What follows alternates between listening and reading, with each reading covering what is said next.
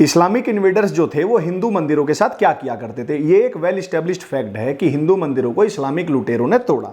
अब ये जो मूर्तियां होती थी उनको तोड़ देते थे, जला देते थे, या वो प्रेशियस मेटल्स की बनी होती थी तो उनको पिघला देते थे। आपने देखा होगा कई मंदिरों की दीवारों पर या जो स्कल्पचर्स वगैरह बने हुए हैं उनके खंभों पर वो ना डिसफिगर्ड कर दिए जाते थे। जैसे आपने कुछ मूर्तियों की इमेज देखी होगी जिसमें उसका मुंह टूटा हुआ होता है, ऐसा लगता है किसी ने उसको जबरदस्ती तोड़ा है, सिर्फ वही हिस्सा तोड़ा है, या किसी मूर्ति का हाथ टूटा मिलेगा या पैर टूटा मिलेगा, ऐसा करते थे।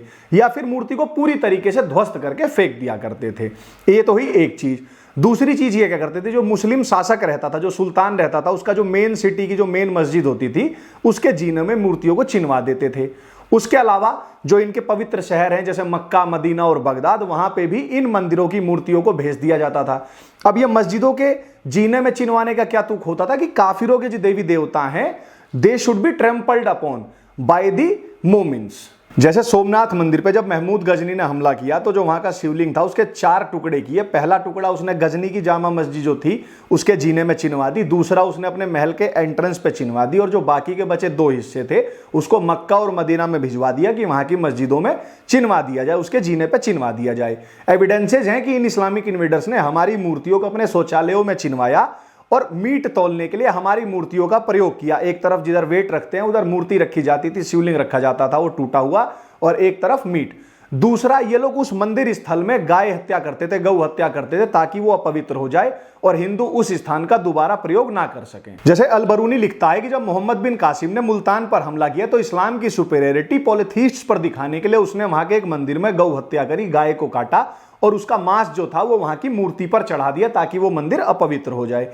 ऐसे ही अहमद शाह दुर्रानी ने जब भारत पर चौथी बार आक्रमण किया और दिल्ली, मथुरा, वृंदावन और आगरा को लूटने के बाद जब वो वापस जा रहा था तो अमृतसर के स्वर्ण मंदिर पर उसने हमला किया और जो वहां का पवित्र सरोवर है उसको गाय के रक्त से भर दिया। ये इस्लामिक इन्वेडर्स जब हमला किया करते थे तो ब्राह्मण पुजारियों और आसपास के लोगों को मार दिया करते थे, महिलाओं का बलात्कार किया करते थे, और पूजा में मंदिरों में प्रयोग होने वाले जो स्क्रिप्चर्स थे, जो शास्त्र थे, जो ग्रंथ थे और जो वेसल्स होते थे उनको अपवित्र कर देते थे, अशुद्ध कर देते थे या जला दिया करते थे।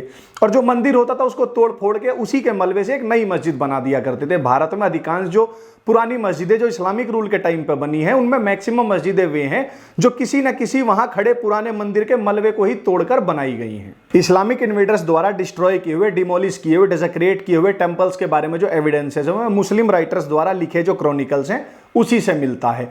जो भारत में इस्लामिक इन्वेडर्स होते थे वो अपने कोर्ट में एक कोर्ट हिस्टोरियन रखते थे जिसका काम एक ही होता था, अपने बादशाह, अपने सुल्तान द्वारा किए गए जिहाद को बड़े गर्व के साथ लिखने का। तो ये सारी जो जानकारी है हमें उनकी ही लिखी किताबों में मिलती है, ये प्रत्यक्ष प्रमाण है और यह हमें बताता है कि उनका जो इंटेंशन था वो लूट का नहीं था। It was total annihilation and destruction of our Hindu culture.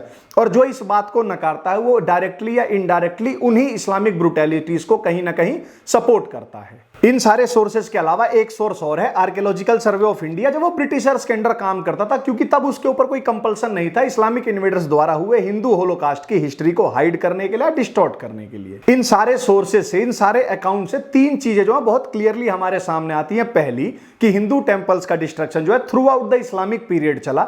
दूसरा, ये थ्रू आउट द इंडिया हुआ, नॉर्थ, साउथ, ईस्ट, वेस्ट हर जगह। और तीसरा कि इस pious act of demolishing Hindu temples में हर एक मुस्लिम डायनेस्टी ने पार्टिसिपेट किया, even the benevolent so called Mughal dynasty ने भी।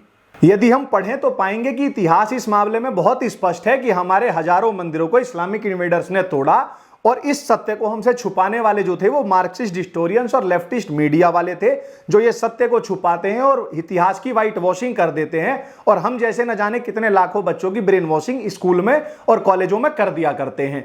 तो ये था हमारी इस सीरीज का दूसरा पार्ट। यदि वीडियो को आपको अच्छी लगी तो अपने दोस्तों को दिखाएं, खुद देखें, इस सत्य को फैलाने में हमारा सहयोग करें। बने रहें, जुड़े रहिए, मिलते हैं अगले पार्ट में। जय श्री राम।